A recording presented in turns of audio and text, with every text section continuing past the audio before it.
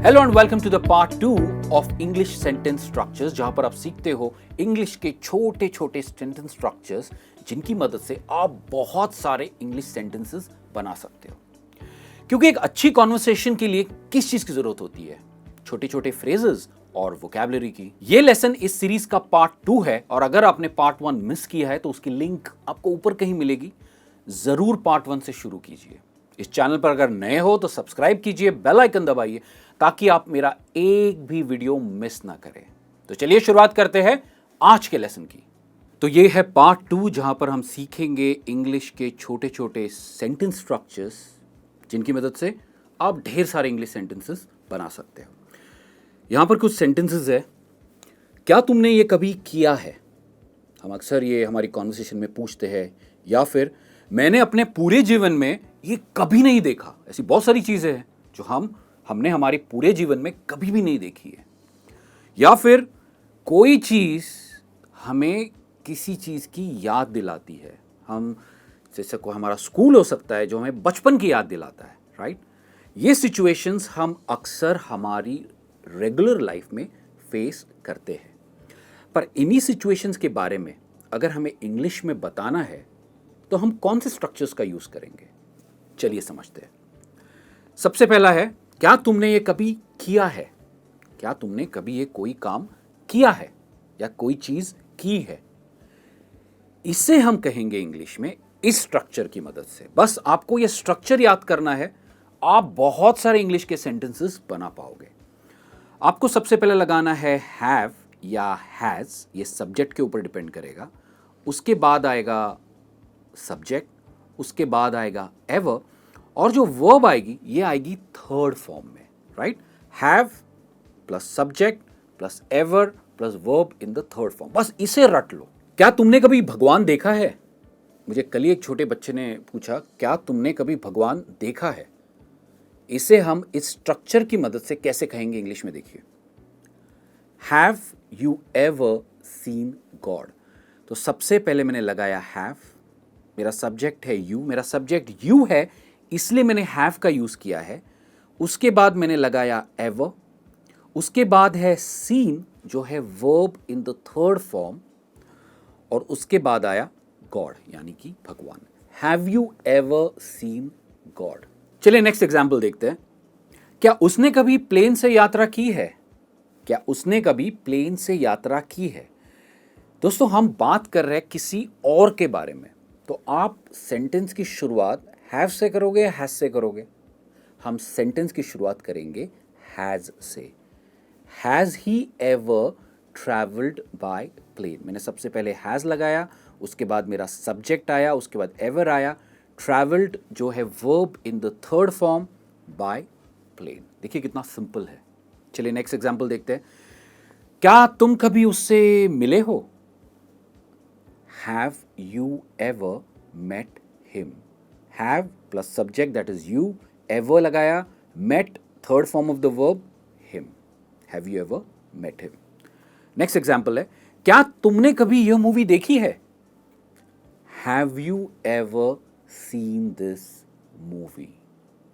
Right? Is it simple? देखिए, एक structure सीखने से आप कितने सारे सेंटेंसेस बना सकते हो। एक और एग्जांपल देखते हैं। क्या तुमने कभी नॉनवेज खाया है? Have you ever eaten nonveg? Eaten verb in the third form. ये जो वर्ब है वो है इन द थर्ड फॉर्म। अभी आपकी बारी है। मैंने आपके लिए यहां पर 3 सिचुएशंस रखी है। ईट सिजलर, मतलब क्या आपने कभी सिजलर खाया है?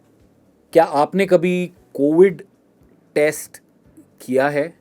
क्या आपने कभी कोई प्रेजेंटेशन दिया है? ये आपको इस स्ट्रक्चर की मदद से कमेंट्स में मुझे लिखकर बताना है, राइट? तो चलिए जल्दी कीजिए, कमेंट्स में इन तीनों सिचुएशंस को लेकर एक एक सेंटेंस लिखिए और हम बढ़ते हैं हमारे फ्रेज नंबर स्ट्रक्चर नंबर 2 की तरफ। मैंने अपने पूरे जीवन में कभी नहीं देखा। मैंने अपने पूरे जीवन में कभी नहीं देखा। आप मुझे कमेंट्स में लिखकर ये बताइए कि आपने आपके पूरे जीवन में क्या नहीं देखा है, जो मैं स्ट्रक्चर सिखाऊंगा उसकी मदद से। इससे आप इंग्लिश में कहोगे आई हैव या has, again depending on the subject, आपका सब्जेक्ट जो होगा उसके हिसाब से आप यूज करोगे. नेवर सीन सच, ए या एन आएगा, अगेन वो डिपेंड करेगा वर्ड कौन सा है, प्लस एडजेक्टिव आएगा, प्लस नाउन आएगा, plus in my entire life. Examples देखते हैं तो आपको बेहतर तरीके से समझ में आए. इतनी खूबसूरत लड़की मैंने अपने पूरे जीवन में कभी नहीं देखी. आई एम श्योर ये चीज़ आप आपके दोस्त से ज़रूर कहते हो, क्या इतना अच्छा लड़का मैंने अपने पूरे जीवन में कभी नहीं देखा, राइट? पर इसे इंग्लिश में कैसे कहेंगे? I have never seen such a beautiful girl in my entire life. तो सबसे पहले हमने लगाया आई हैव नेवर सीन, उसके बाद आया सच अ यूज किया है क्योंकि नेक्स्ट वर्ड बी से शुरू होता है जो एक वावल नहीं है. ब्यूटीफुल ये एक एडजेक्टिव है, उसके बाद नाउन, राइट, जो गर्ल है, इन माई एंटायर लाइफ. देखिए कितना सिंपल है. अगर आप एक स्ट्रक्चर समझ लो तो बहुत सारे सेंटेंसेस आप बना सकते हो. एग्जाम्पल 2 देखते हैं. इतनी ऊंची बिल्डिंग उसने अपने पूरे जीवन में कभी नहीं देखी. कभी हम किसी और के बारे में बात कर रहे हैं तो सेंटेंस होगा ही हैज हम इसलिए बात कर रहे हैं, हम किसी और के बारे में बात कर रहे हैं. He has never seen such a tall building in his entire life. Tall क्या है? टॉल एक एडजेक्टिव है और बिल्डिंग ये एक नाउन है. Isn't it simple?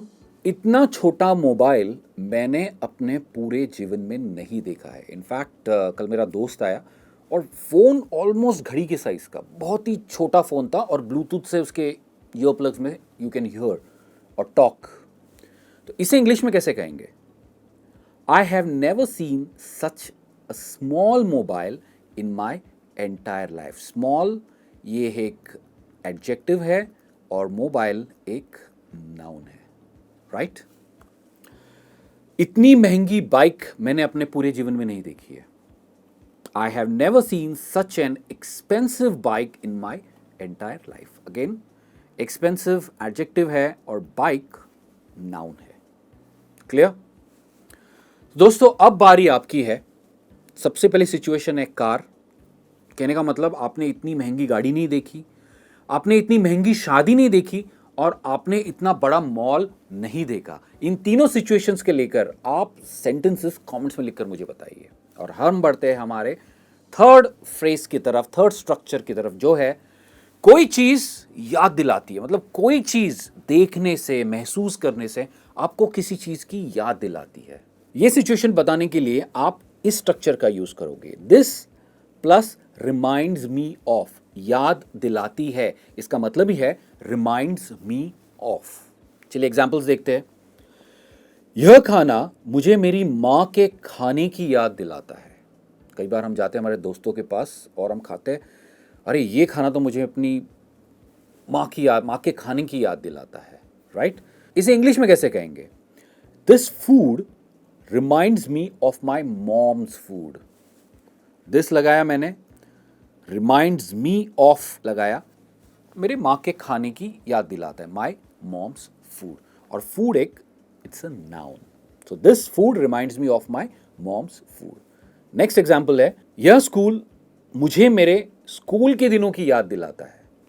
इसे कहेंगे this school reminds me of my school days. मेरे स्कूल के दिनों की याद दिलाता है, reminds me of my school days. कुछ और एग्जाम्पल्स देखते हैं.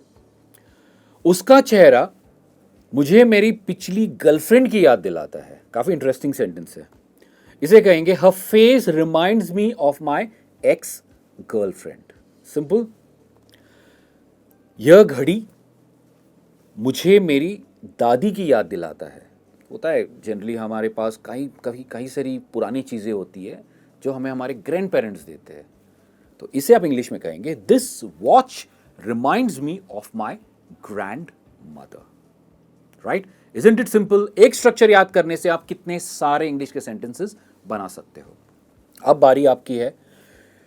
कोई पेन आपको किसी चीज की याद दिलाती है या किसी की याद दिलाता है. कोई शर्ट आपको किसी की याद दिलाता है, या कोई पार्क आपको बचपन की कोई याद दिलाता है. राइट?